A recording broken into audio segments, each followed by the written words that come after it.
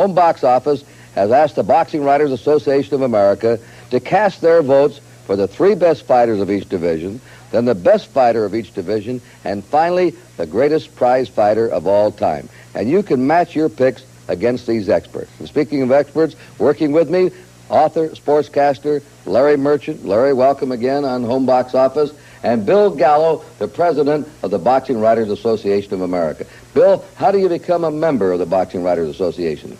Well, they're newspapermen from all over the country, and they work for newspapers or magazines. But they're people who cover boxing on a steady basis. And Larry, we're all matching eras here. We're going back. We had some films all the way back to 1897. How do you feel about matching boxers 40, 50 years ago compared to those of nowadays? Well, it's sort of like matching singers or actors. How do you compare Barrymore with Brando and Brando with De Niro? It's awfully difficult, but we do have the evidence on film. Which is quite a standard for measuring boxers, the movies. And we're going to now show you a montage of the lightweight division as we start off with our finale. And we had some outstanding lightweights, so let's just take a look at a few of them.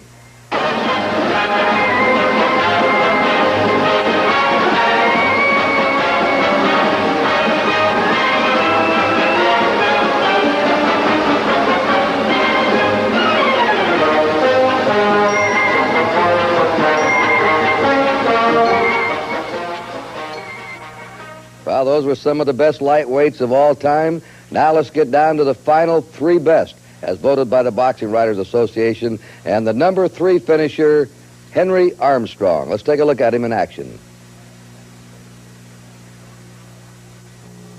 Henry Armstrong, world's lightweight and welterweight champion, battles Lou Ambers in a 15-rounder for the lightweight title. We're in round 1. Henry Armstrong with a white stripe. By beating Ambers in their first fight, Armstrong became the first man in history to hold 3 titles at one and the same time. He held the featherweight, lightweight, and welterweight crowns. After that battle, Armstrong gave up the featherweight crown, so now he's the welterweight and lightweight champion.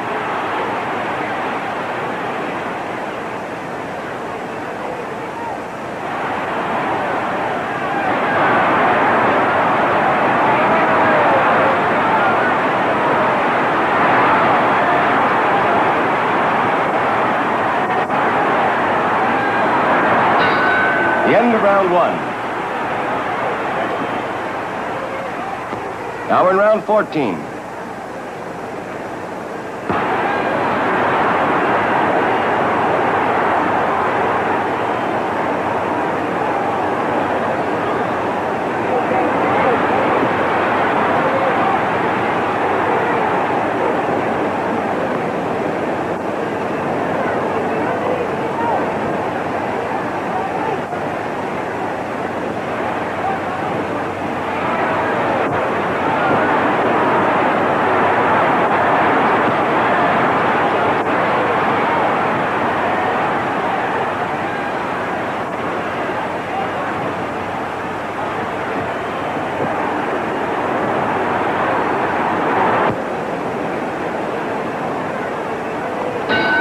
The end of the fight. And the second place winner of the best of the lightweights, Benny Leonard. Benny Leonard backing off against Jimmy McClellan. Babyface Jimmy McClellan with tremendous punching power in both hands. Benny Leonard, a boxing master and quite a puncher himself. The referee is Arthur Donovan. Since Leonard's return, he's had 19 bouts. He scored 7 KOs. He drew and won, winning 11. He's far from the old Leonard, though, and tonight is his first great test against an outstanding opponent, Jimmy McClellan. Benny Leonard had made a great deal of money in the ring. McClellan almost goes down with that right cross by Leonard, but McClellan is young and strong, and he battles back now. That sneaky, fast right-hand punch by Benny Leonard.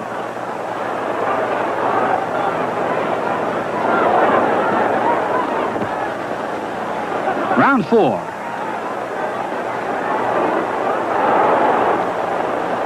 Leonard looking to draw the lead from Jimmy McClellan with head feints.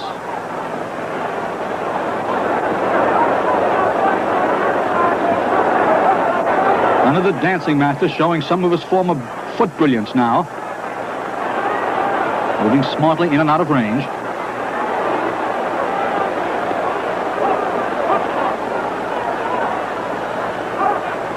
Leonard showing samples of his former brilliance.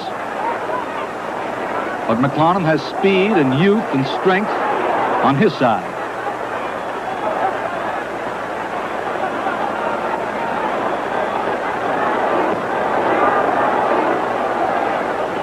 Jimmy McClellan, one of the headliners of the day against Benny Leonard, the great old pro. And the boxing writers voted Roberto Duran as the greatest lightweight of all time. The fighters come out for round one. Duran, to the right of your screen, began his career in 1967, only 4 years ago. Duran is a great knockout artist. He has had 23 fights, winning them all 19 by knockout, a very impressive record. This is Roberto's 6th fight this year. None of the opponents he has faced this year have been able to go the distance.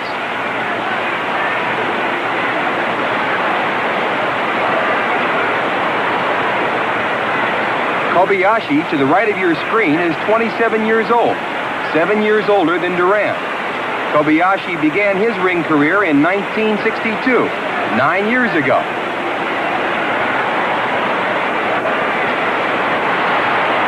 A good exchange here in round one.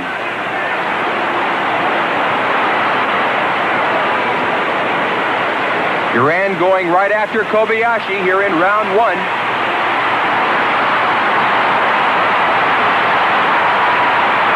Blistering exchange here in round one. Roberto Duran trying to end it all.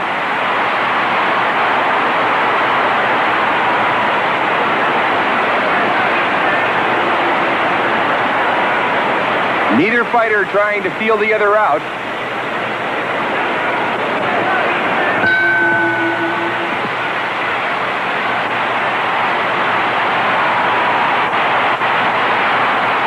Duran has dynamite in both hands, and he's showing it tonight.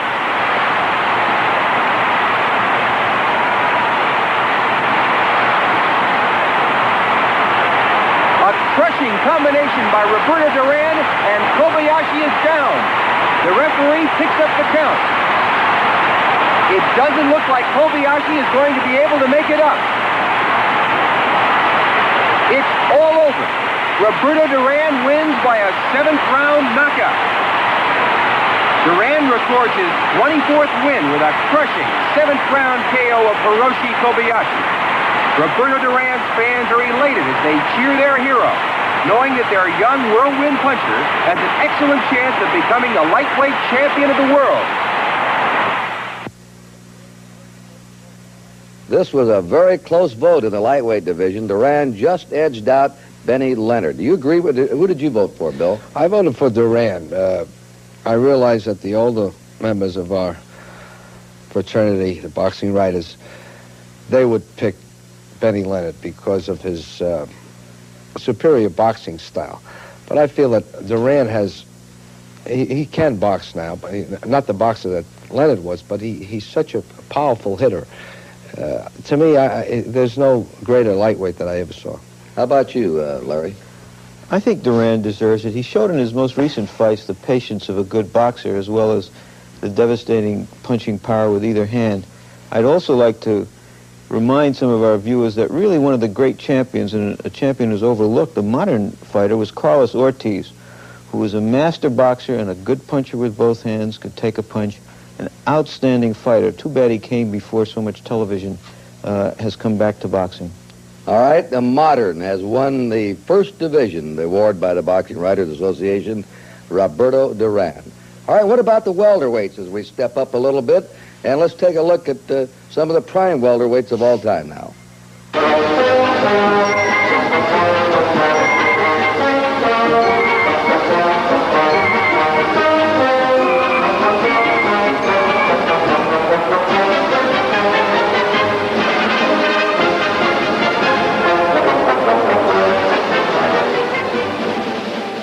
All right, fight the best three in the welterweight division. And the writers picked third Barney Ross, who had a great human story along with his boxing ability in the ring. McLarnon, wearing a shamrock on his trunks, is 31 years old. He was born in Ireland and is 6 years older than Ross, who is 25. The referee tonight is Jack Dempsey. Incidentally, this arena has a record of jinx because no champion has ever successfully defended here. This is the third meeting between McLarnon and Ross. Barney started this three-reeler going when he took the crown from McLarnon on May 28, 1934. He lost it to McLarnon less than 4 months later. And tonight, 1 year from their first meeting, Ross is out to make good again.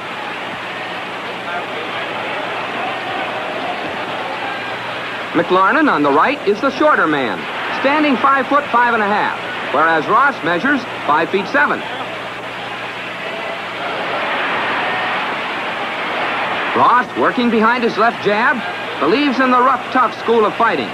McLarnon, they say, has the face of a choir boy and the heart of a killer.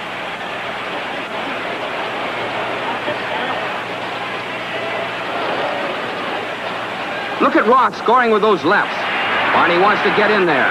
He's forcing the pace in this first round and landing, too.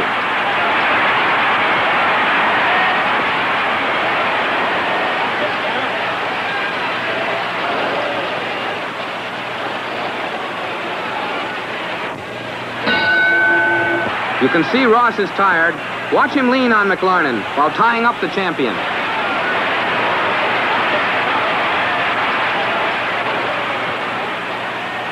McLarnon's body blows have slowed down Barney Ross. And now, in the remaining seconds of this fight, they'll slug it out toe-to-toe with McLarnon doing the most damage. Watch.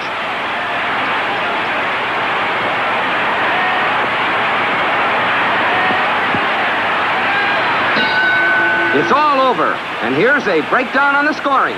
Referee Dempsey gave Ross 5 rounds, McLarnon 3, and 7 even. Judge Goldberg gave Barney 8, Jimmy 6, and 1 even. And so Barney Ross regained the welterweight crown, May 28, 1935. What a fighter Armstrong must have been. He finished third in the lightweight division and runner-up as the best of the welterweights.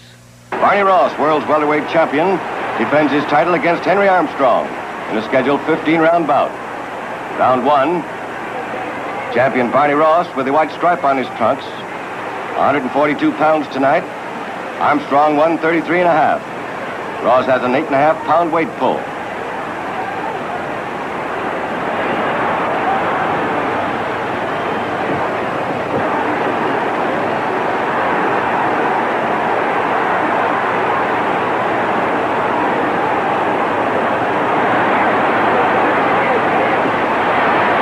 Install the favorite tonight, 2-1. If Armstrong should win, he'll hold 2 world's titles, welterweight and featherweight. He won the featherweight from Petey Sarin 7 months before.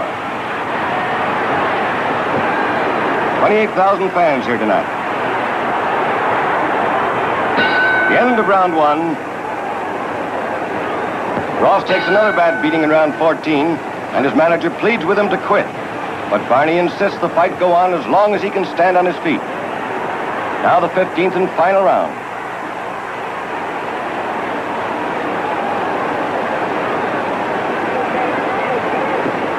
Armstrong practically unmarked after 14 furious rounds. He's just as fast, throwing just as many punches as when the fight started.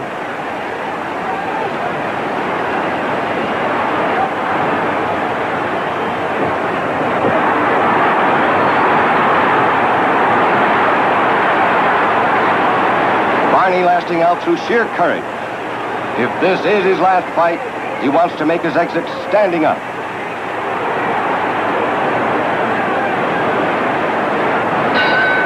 The end of the fight. And the end of a truly great champion.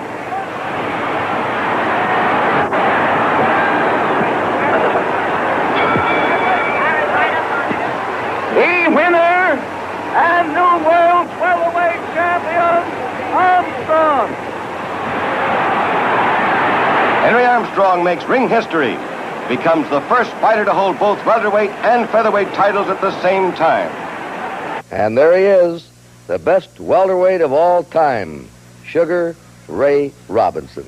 Sugar Ray Robinson, welterweight champion of the world, comes out for round one in the white trunks. Challenger Charlie Fusari is wearing black. The champion began his ring career professionally in 1940, 10 years ago. Ray, at 30 years of age, is giving away 5 years to the younger Fusari. As an amateur, Robinson won the Golden Gloves featherweight title in 1939 and lightweight title in 1940. Ray's amateur career consisted of 85 fights, of which he won 69 by KO, 40 of them in the first round. Rounds 2 through 5 were very close and hard fought. Here in round 6, the champion, Ray Robinson, appears to have a slight edge in the scoring.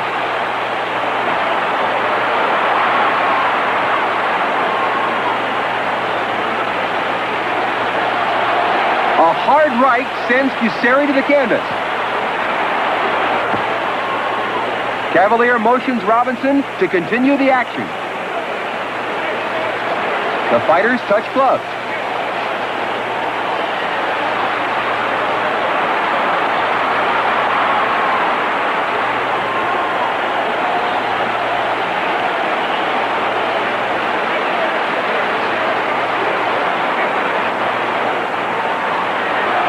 A sharp combination by both fighters.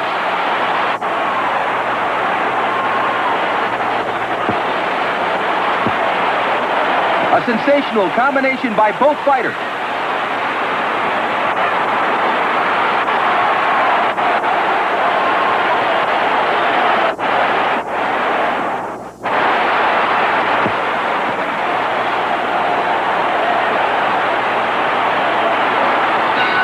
There's the bell, ending this World Championship contest.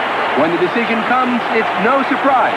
Sugar Ray Robinson retains his World Welterweight Championship with a hard-fought decision over tough, game Charlie Fusari. And with his victory, Robinson donates his winner's purse to the relief fund. Walter Winchell, representing the fund, accepts Robinson's donation. Larry, Sugar Ray almost doubled the vote on Henry Armstrong. It's certainly no surprise that he was voted the best welterweight. I think that Robinson probably was at the peak of his powers as an athlete when he was the welterweight champion. When you think that a man who was beating everybody at 147 pounds could go on and beat everybody at 160 pounds when he became middleweight champion, tells what an extraordinary athlete he was. Now, I know, Bill, you were a great admirer of Sugar Ray Robinson. Yes, and just to go further with that, here's a man who had those 2 titles, and he pretty nearly became the light heavyweight champion of the world. If he wasn't wilted down by the heat that night in the 14th round, he would have taken Joey Maxim's title, and it would have been very interesting to see how he would have progressed as a light heavyweight champion. And let's step up now to a very interesting division, the middleweight division. And let's take a look at some of the top middleweights of all time.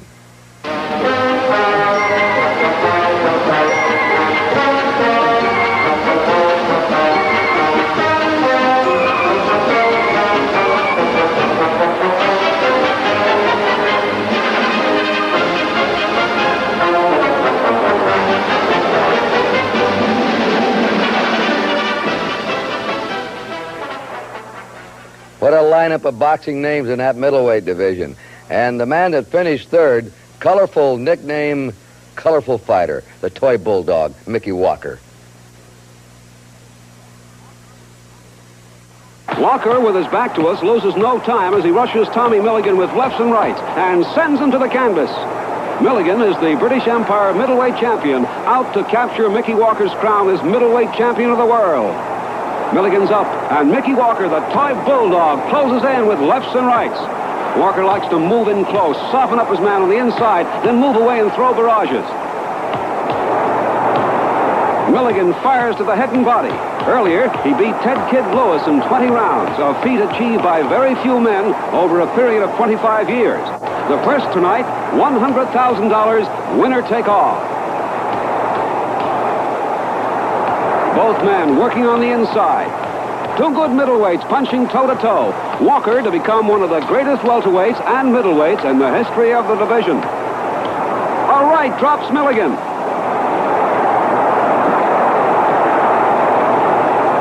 Walker rushes in to follow through. He has great boxing ability, the punching strength of a heavyweight, the speed of a lightweight. That combination makes him one of the most formidable fighters of all time. Now watch a left-right combination by Walker. Drop Milligan again.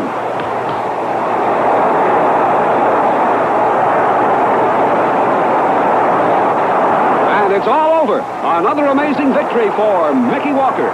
The runner-up to the best of the middleweights, Carlos Monzon. Here in round 6, Monzon in dark trunks has built up a slight lead in the scoring. Challenger Jose Napoles in red is trying to fend off the heart-punching middleweight title holder. Middleweight champion Monzon is exactly 6 foot tall, which gives him an enormous reach advantage over the 5 foot 7 inch Jose Napoles.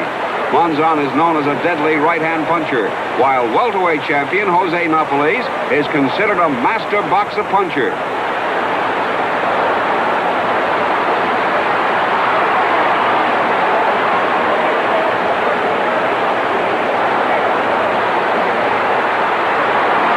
Monzon throwing bombs in there. Napoles is hurt. It's all Monzon here in round 6. Can Napoles last the round out?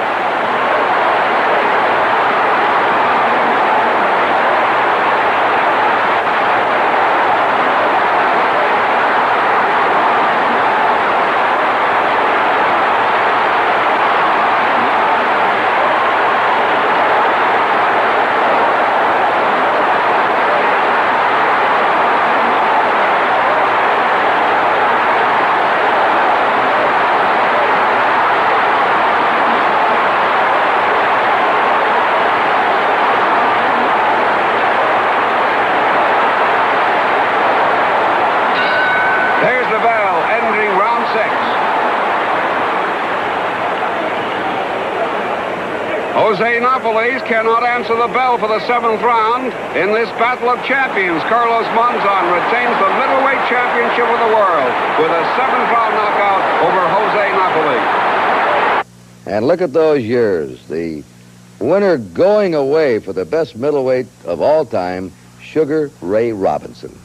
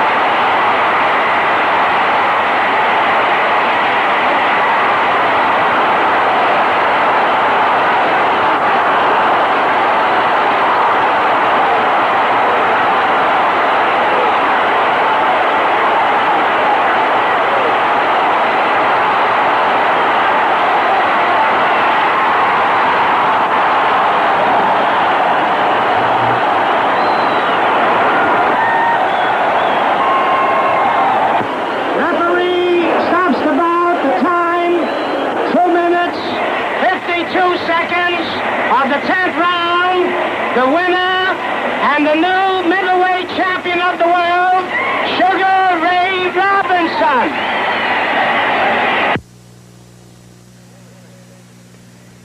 Bill, they say that the cliche pound for pound was invented or named after Sugar Ray Robinson. Is that true? Do you know about that? Yeah, I think it was. I think they started using that cliche when Robinson came around. I think Duran owns that distinction. now. Mm-hmm. But when you say pound for pound, immediately you think of Sugar Ray Robinson. Is that right, Larry? Do you remember? I think so. And then, of course, when he was coming up, everybody considered Joe Louis was the greatest name in boxing, the greatest attraction. And you had to give something to Sugar Ray Robinson because he was such a great athlete. But I think in that fight against, the second fight that he fought against Randy Turpin, you saw what all of these champions are made out of, the great spirit that they have, that fieriness when they need it, because he was about to lose for a second time to Turpin with a cut eye, and he came on as few seldom saw him when he just had to go and knock out a fighter, because he was not a man who felt that he had to knock out every fighter. He didn't. He took a knockout if it came. Greatest champ, or the greatest division champ of all time. How do you grade a fighter? Well, of course, there's boxing ability, the ability to take a punch, the ability to throw a punch, to land a punch, his punching power. And this guy had all of that. He had, putting it all together, he was perfection in all those areas. And he's certainly going to figure later on in this show, a strong challenger. We'll see how it comes out in the poll, as the best fighter of all time. He was the closest to the perfect fighter. You think there'll ever be another one like him? Oh, well, there's always somebody else, but I don't see any in the horizon that has all that, except maybe Durant. But Durant doesn't box the way this fellow did. I was a little surprised that Carlos Monzon was rated second. He was an outstanding fighter, at great height, 6 feet tall for a middleweight, could stand outside most middleweights and punch them with his best punch from a distance. But I think there are people who would dispute the fact that he was the second best and better than somebody like Mickey Walker. All right, let's go up in poundage again. And we're now going to move in and take a look at some of the very best men who ever fought in the light heavyweight division.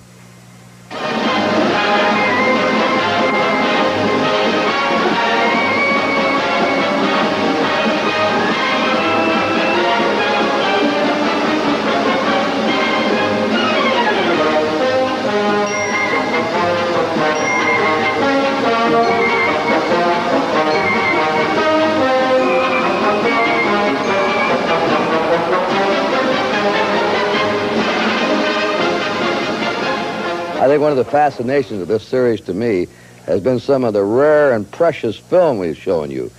Now, in the light heavyweight division, the man voted the third best of all time, Bob Fitzsimmons. And you're going to see a film of the first championship fight on film ever made in America. 1897, Fitzsimmons against gentleman Jim Corbett. Corbett, with his back to the camera, is still ahead on points, and Fitzsimmons' nose is bleeding badly. But amazingly, the challenger is starting to press the fight. Corbett has been boxing well, keeping Fitzsimmons off, but Bob Fitzsimmons is definitely coming on. At this point, the all-nitrate film starts to disintegrate, but a somewhat viewable version of the 14th round knockout was assembled from potato chip-like fragments. Watch Fitzsimmons on the right step under Corbett's left jab and land his own hard left to the champion's midsection. Gentleman Jim collapses. Corbett has evidently had the wind knocked out of him. He's still down when the referee completes the 10 count. And Fitzsimmons raises his hand in triumph. In slow motion, let's see that again. Here comes the left hook that Fitzsimmons on the right later called his solar plexus punch. The champion goes down to his knees. He tries to crawl over to the corner of the ring to pull himself up by using the ring ropes.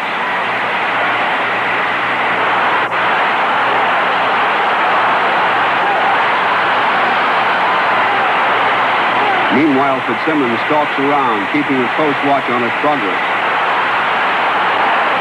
The referee and timekeeper, Masterson, seems out of sequence, but it is obvious that Corbett will not beat the count. Gentleman Jim has lost his heavyweight crown. Marvelous light heavyweight, Billy Conn, the laughing, happy, handsome Irishman from Pittsburgh. Patina with a white stripe on his trunks. He's a southpaw. Emilio the Mighty, they call him.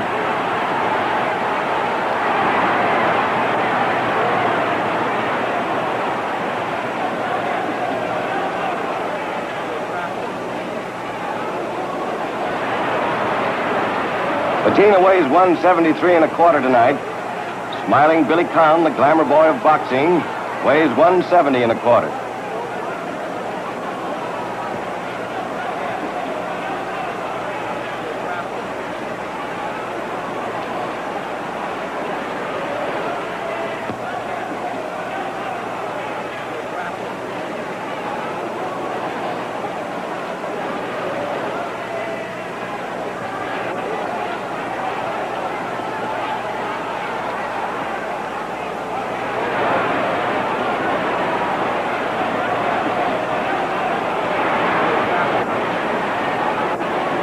Round 15, the final round of this battle for the world's light heavyweight championship between Billy Conn, the Pittsburgh Flash, and Emilio Bettina.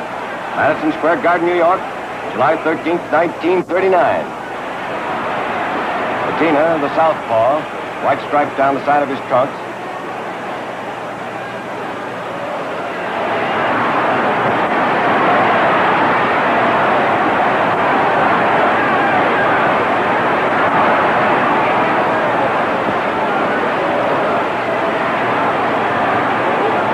The end of the fight, it's all over.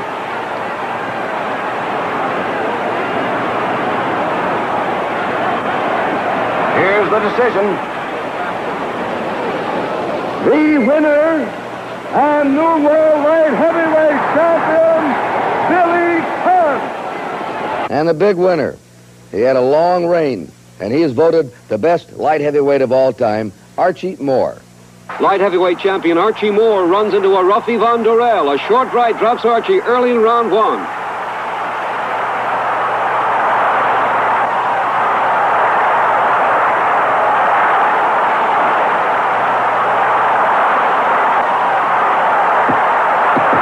Can Archie Moore weather the storm? Moore is in the best shape of his career, as we will see as the fight progresses. Durrell sends victory and rips bruising combinations to the body and short rights to the head. Moore calls on all his know-how in a ring career that began in 1936. In that time, he's KO'd better than half of his more than 125 opponents. Moore is hurt, tries to cover up, and a left and short right sends him down again. In round 5, Durrell continues to pour it on. Moore against the ropes, takes a right and short left hook and goes down again.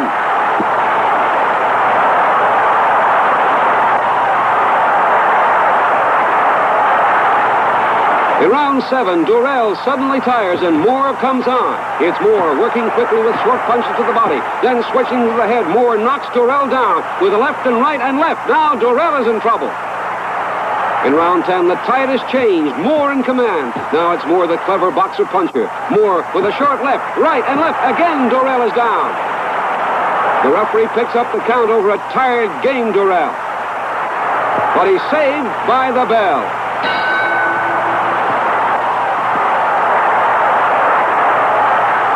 In round 11, light heavyweight champion Moore gets home again with a left, right, left, and defeats Yvonne Durrell, coming far behind and almost out in round 1 to do it. As Moore would remark after the fight, this was my finest hour. Interesting division, Bill. It was sort of a manufactured division, wasn't it? The light heavyweights? Yes. Yeah, because they were the people who just weren't heavy enough. But it's kind of a division where too many fighters don't want to be in, actually, because the money really isn't there. The heavyweights really take it away from the light heavyweights. But there have been some great ones. Not much doubt in your minds about Archie Moore? Well, some people could raise doubts. For example, Ezzard Charles, long before he became the heavyweight champion, beat Archie Moore when few people would fight, much less could beat Moore. But I think Moore will be remembered for being, perhaps before Muhammad Ali, the most colorful verbal fighter of all time. He was a tremendously entertaining character, and he could do everything in the ring also, as box, punch with either hand, take a punch, and he was combative, as many people remember his wonderful fight against Rocky Marciano. How about Billy Conn as a light heavyweight, Bill? Well, I thought he was a great boxer. He was my choice. Of course, the thing with him was that he got a little careless with Joe Louis in that 13th round, if you remember. But he beat just about everybody, and just that little more punch, a little more weight, and he would have been a great heavyweight. All right, now we're going to move into the heavyweights.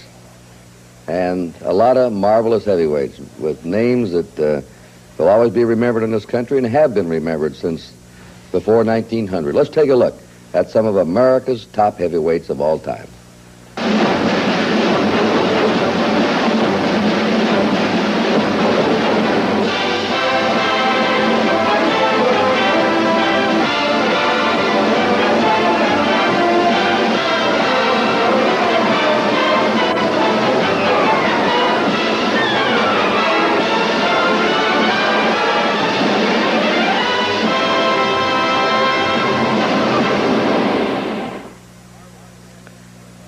Marvelous sketches done by one of America's best sports artists, the man sitting right across from me, Bill Gallo. Congratulations, Bill. Thank you. All right, we're going to go down the heavyweight division now and move into the final three. This is going to make a lot of boxing fans unhappy.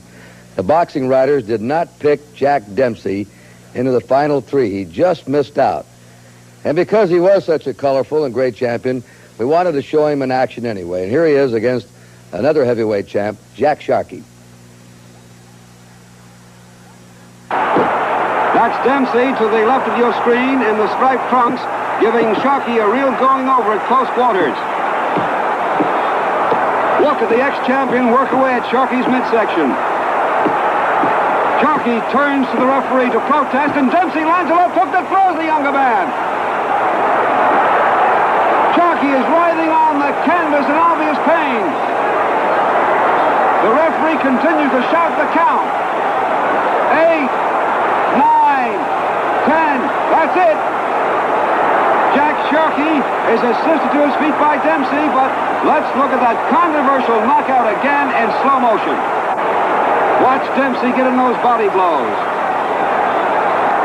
Now Sharkey turns to the referee, and Dempsey lands that left. Sharkey tumbles flat on his face. Dempsey stands over the fallen fighter, momentarily confused. Now he goes to a neutral corner. Jack Dempsey scores an official 7th-round knockout over Jack Sharkey. You know, Kurt, I think we ought to pay homage to Jack Dempsey. He was such an enormous mythic figure in this country in the first half of the century, second really only to Babe Ruth. You know, you're right. Of all the things that have happened to me in sports, one of my finest memories is still goes all the way back to when I was a little boy, when Dempsey was on his way to fight Tuning, the famous fight in Chicago, and he came through on the Union Pacific Streamliner in Cheyenne, Wyoming. Cold morning, and we had a half-hour labor, and 1,000 youngsters were there. And he got off the train in his bathrobe, and he went down and shook hands with every one of us. I remember looking up in that face, and I said, "Hi, champ." I said, "Hello, kid, how are you?" And he went right down the line. But he really did have a mystique with everybody in the country. Well, he didn't finish in the top three, but certainly a colorful champion. So let's move now to the final top three finishers by the boxing writers of the greatest heavyweights of all time. Number 3, retired, undefeated, and there are going to be a lot of unhappy fans about him finishing third. And we're talking about Rocky Marciano. Going into tonight's fight, Rocky Marciano in dark trunks has had 36 professional fights, winning all of them, 31 by knockouts. Lane has a big win over Jersey Joe Walcott and a knockout win over the hard-punching Bob Satterfield.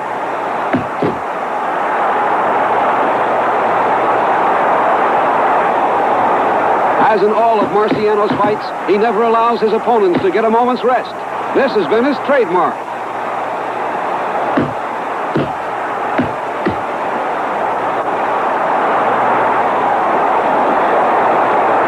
Marciano, always on the move, trying for that big payoff punch.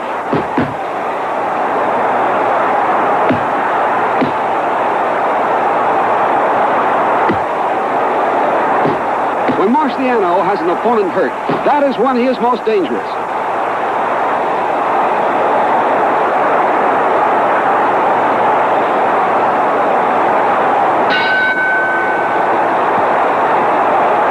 Early in round 6, Marciano hits Lane with a punishing left. That punch really hurt. Lane is tired now, and you'll see how he lowers his guard. A dangerous mistake against Marciano.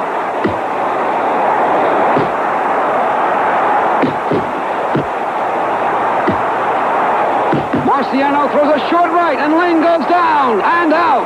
Marciano knocks out the rugged Rex Lane in 6 rounds. The writers voted the runner-up as the best heavyweight of all time, Muhammad Ali. In rounds 1 through 5, the champion built up a commanding lead with accurate punching to the head. Here in round 6, Ali in the white trunks will be looking to end it. Muhammad Ali is considered to be a master boxer who's constantly on the move, avoiding punishment using his blinding foot speed. Many boxing authorities have stated Ali's boxing style is based on self-preservation. Ali won the heavyweight crown 2 years ago with a 7th-round knockout of Sonny Liston. Cooper is cut badly above the left eye. The referee is keeping a close watch on Henry.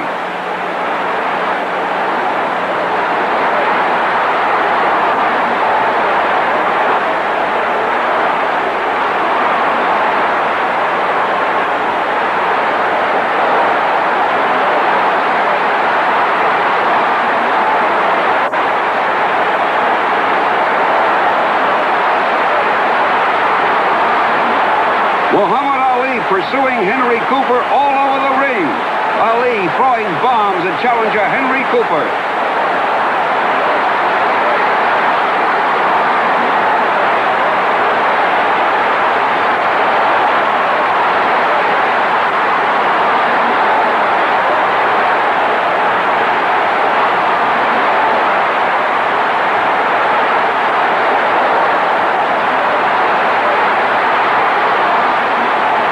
The referee steps in and stops the fight because of that badly cut left eye.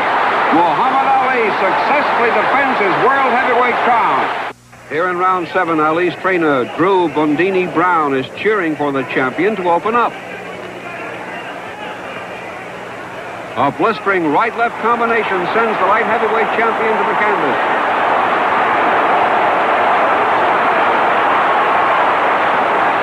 Foster rises at the count of 8, and the referee wipes his glove.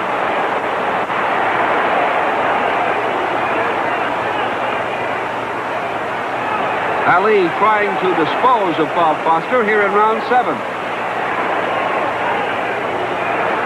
The lightning quick combination staggers Ali.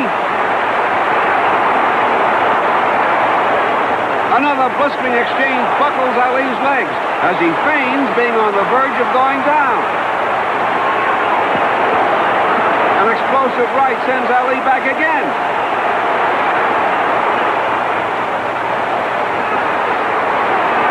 A devastating 1-2 combination dropped Foster for the second time in this dramatic round 7.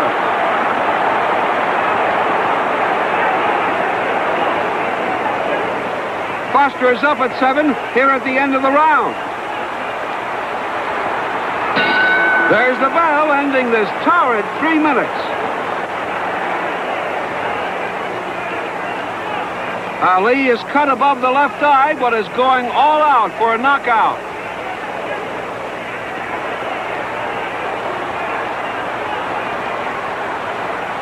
A jolting right hand to the jaw sends Foster down again.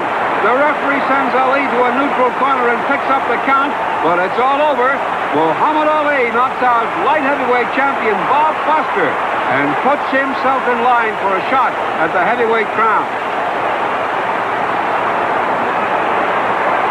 So that leaves us no great mystery.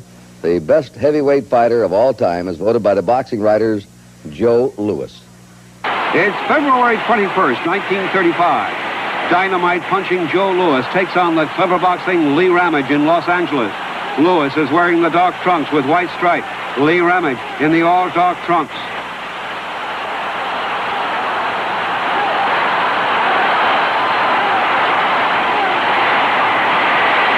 A crashing right by Louis, and Ramage goes down. The ring-wise Ramage takes a count of 9.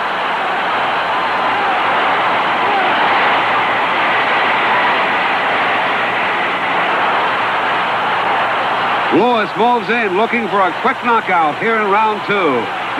This is the 3rd bout this year for the young Brown Bomber.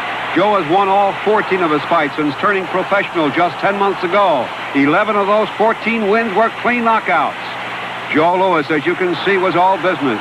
There was a no-nonsense attitude at all times in the ring. No wasted effort. A tremendous left hook by Louis, and Ramage goes down. Louis, with a barrage of combinations, settles the issue. It's all over. Joe Louis scores a devastating second-round knockout. Joe Louis was the aggressor in rounds 2 through 7 and is ahead on points here in round 8.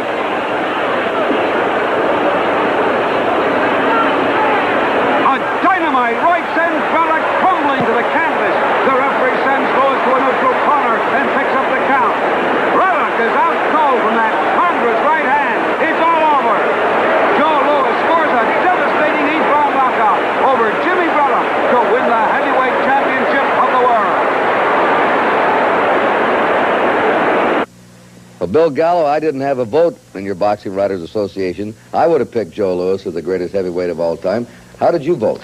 I voted for Joe Louis. I think he was the best. I think that the natural thing right now is to compare him with Muhammad Ali. And I felt all along that, not taking anything away from Ali, of course, but the young Joe Louis, the Joe Louis of the late 30s and the early 40s, I think he would have beaten Ali. He did more. He was in there with better people.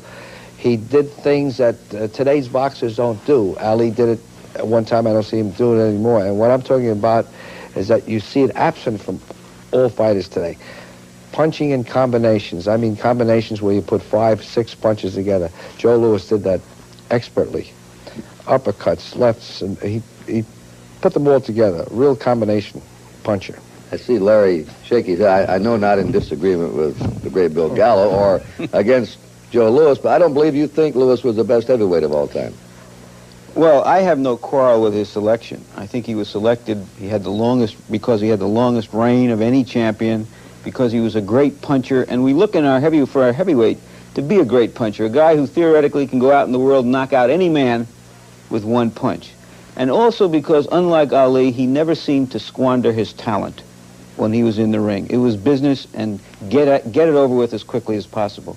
But I think, however, that Ali was the new breed of athlete, bigger and faster than athletes used to be, that if Joe Louis had trouble with a boxer like Billy Conn, who was 175 pounds, how would he have handled a boxer who was every bit as fast and perhaps faster than Conn, like Muhammad Ali? Good point. Well, Joe Louis is still, by the boxing writers, the top heavyweight of all time. Now we've picked the top fighters of each division, and we're going to now give you the results of the home box office poll with the Boxing Writers Association, the greatest fighter, the one man who they think is the greatest fighter of all time. And the man that finished third is Joe Louis, the heavyweight champ. Billy Conn is actually ahead on points. Billy has been boxing brilliantly, using speed of foot and sparkling combinations to capture the lead in this fight thus far. Conn is giving away 25 pounds to the man rated by many as the greatest heavyweight champion of all time. Watch this tremendous flurry by Conn. Louis is hurt. He's in desperate trouble. He grabs Billy for support. Let's look at that great flurry in slow-motion stop-action photography. Conn gets in that ripping left. Billy lands another jolting left on the champ's chin. Conn's definitely looking for that knockout. In round 13, Louis shoots in 2 blistering rights and a left. He knows he's got to knock Billy out to win this fight.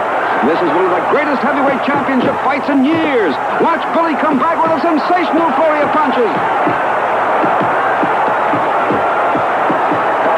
Conn is desperately trying to finish it right here and now. But the great Brown Bomber has other ideas. Watch him go to work on the light heavyweight champion. Now it's Louis coming on. This time it's Joe who has Conn groggy. Louis lands a punishing left-right combination. Conn is trying to last out the round.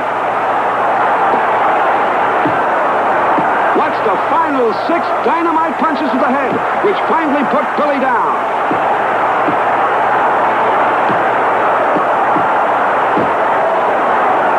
As the referee pulls off the count, Billy will vainly attempt to rise before the fatal 10, but he doesn't quite make it. In sensational fashion, Joe Louis successfully defends his World's Heavyweight Championship against the magnificent light heavyweight champion of the world, Billy Conn.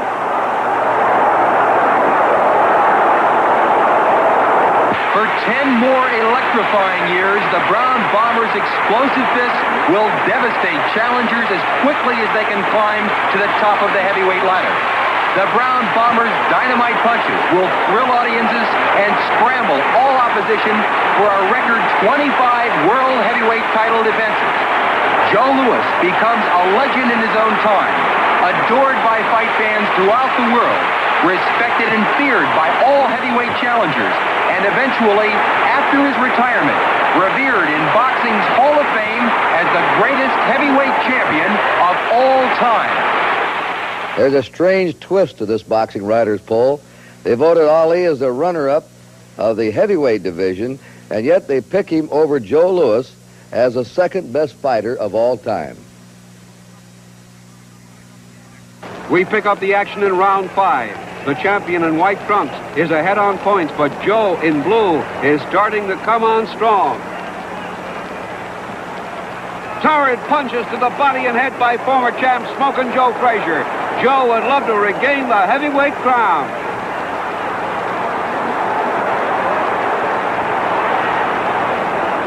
Here in the 14th round, it's still very close. A torrent of blistering punches staggers the former champion. Joe Frazier in trouble here in the 14th round.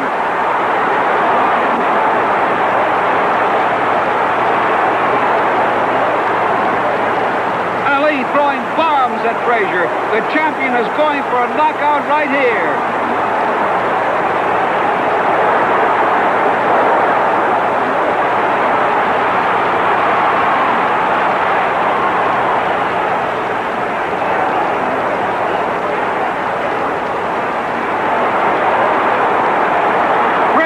Staggered again. It's unbelievable that Joe Frazier is still standing.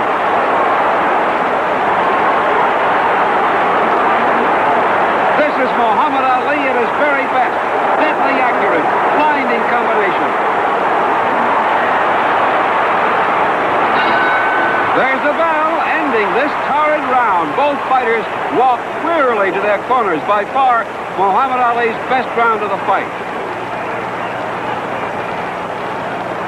The doctor comes in to look at Joe Frazier. The fight may be stopped. Frazier's cornerman will not allow Joe to receive further punishment. Heavyweight champ Muhammad Ali stops Joe Frazier in the 14th round in one of the greatest fights of all time. And here he is, ladies and gentlemen, the poll of the boxing writers, the best fighter of all time in the history of this country, a welterweight champ, a middleweight champ, and nearly won the light heavyweight championship, Sugar Ray Robinson. Robinson in white trunks and LaMotta have fought 5 times before, and LaMotta won only one of those fights. LaMotta is determined to hold on to his title, and here in round 11 tries to end it. Backing Robinson against the ropes. He opens up. Now LaMotta really pours it on. Robinson getting hit from all angles, but the gallant welterweight champion can take it as well as give it. He takes everything LaMotta can throw, and then, showing why he's one of the greatest fighters of all time, comes back punching furiously. These are two great champions at their fighting best.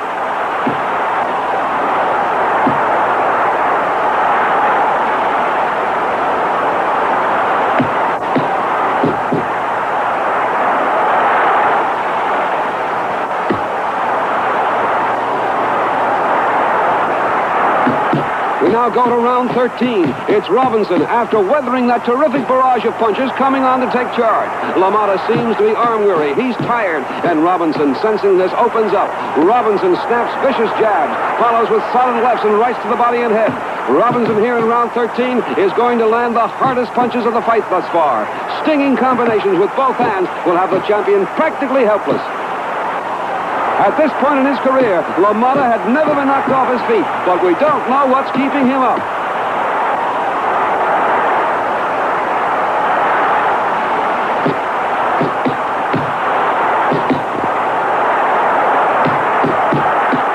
The referee wisely stops the contest when LaMotta is unable to defend himself. Sugar Ray Robinson rallying from the brink of defeat. wins the middleweight championship of the world from a courageous Jake LaMotta. You know, Sugar Ray Robinson won by a vote of 4-1 over Muhammad Ali as the greatest fighter of all time. Now, is Sugar Ray your man, Larry? I think so. I've never seen an athlete who brought more to his job, his performance, than Sugar Ray Robinson. Not only as an athlete, but his glamour as a performer as well. How about you, Bill? I agree, and he's the best. He's the best thing I've ever seen in the ring. And I was talking about combinations before. Now, there's a man that could throw combinations better than anybody. He could box, he could punch, he could take a punch. He did everything. He also had a style, Larry, that I think you talked about to me earlier about Sugar Ray, a style as a champion, in the ring, out of the ring, that made him a champion. Yeah, he felt like a performer. I think he might have been the first athlete, or certainly the first boxer, that really felt this rapport with the audience. It wasn't just fight fans, it was an audience out there. The way he bowed to the audience, the way he carried himself away from the boxing arena with the entourages and the cars and so on and so forth. And I want to add that he was a great businessman, too, you know, for himself. The only people he really gave headaches to were promoters and signing a contract. He had trouble with contracts, didn't he? We want to thank Larry Merchant and Bill Gallo for working with us on this show.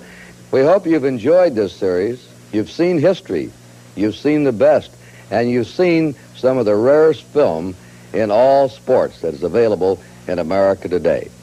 And so we have crowned, through the Boxing Writers Association, the best fighter of each division, and Sugar Ray Robinson as the greatest prize fighter who ever lived. On behalf of Home Box Office Television, Kurt Gowdy saying so long.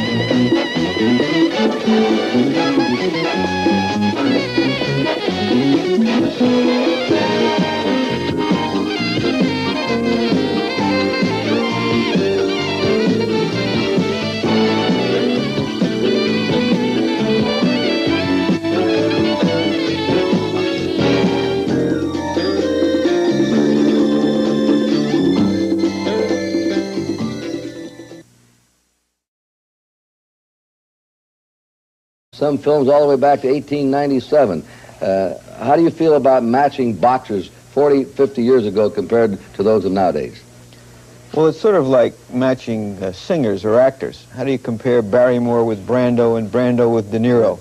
It's awfully difficult, but we do have the evidence on film. Which is quite a standard for measuring boxers, the movies. And we're going to now show you a montage of the lightweight division as we start off with our finale. And we had some outstanding lightweights, so let's just take a look at a few of them.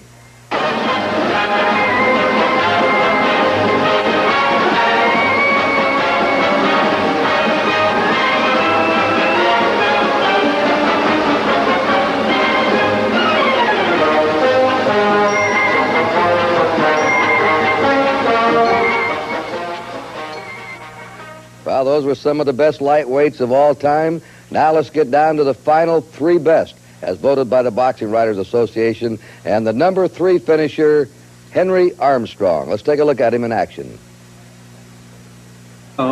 He drew and won, winning 11. He's far from the old Leonard, though, and tonight is his first great test against an outstanding opponent, Jimmy McClellan. Benny Leonard had made a great deal of money in the ring. McClellan almost goes down with that right cross by Leonard. But McClellan is young and strong. And he battles back now. That sneaky, fast right-hand punch by Benny Leonard.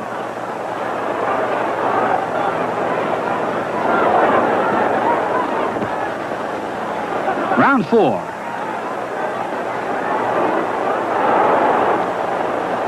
Leonard looking to draw the lead from Jimmy McClellan with head feints.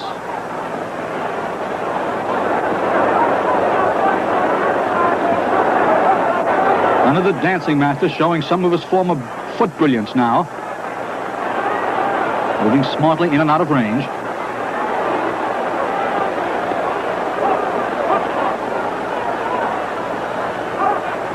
Leonard showing samples of his former brilliance. Henry Armstrong, world's lightweight and welterweight champion, battles Lou Ambers in a 15-rounder for the lightweight title. We're in round one. Henry Armstrong with the white stripe. By beating Ambers in their first fight, Armstrong became the first man in history to hold 3 titles at one and the same time. He held the featherweight, lightweight, and welterweight crowns. After that battle, Armstrong gave up the featherweight crown, so now he's the welterweight and lightweight champion.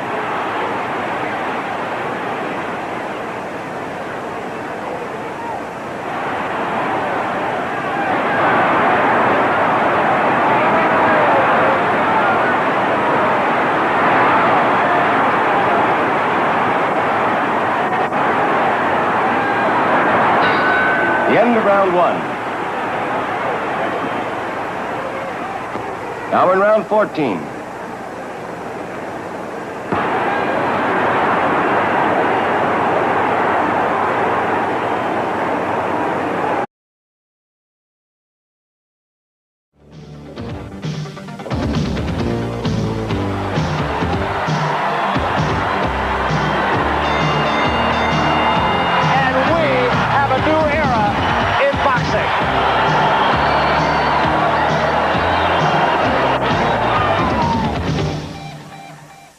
Home Box Office has asked the Boxing Writers Association of America to cast their votes for the 3 best fighters of each division, then the best fighter of each division, and finally, the greatest prize fighter of all time. And you can match your picks against these experts. And speaking of experts, working with me, author, sportscaster, Larry Merchant. Larry, welcome again on Home Box Office. And Bill Gallo, the president of the Boxing Writers Association of America. Bill, how do you become a member of the Boxing Writers Association? Well, they're newspapermen from all over the country, and they work for newspapers or magazines. They're people who cover boxing on a steady basis. And Larry, we're all matching eras here. We're going back. We had...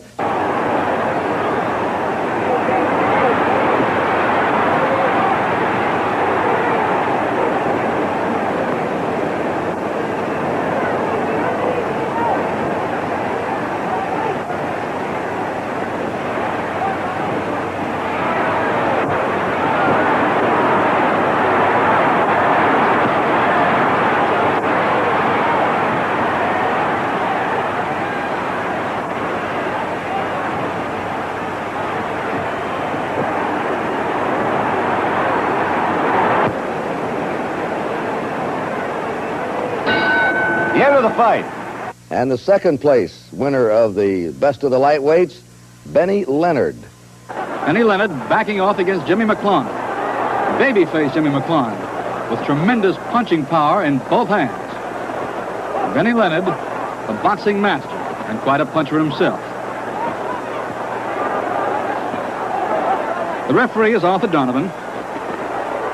Since Leonard's return, he's had 19 bouts. He scored 7 KOs.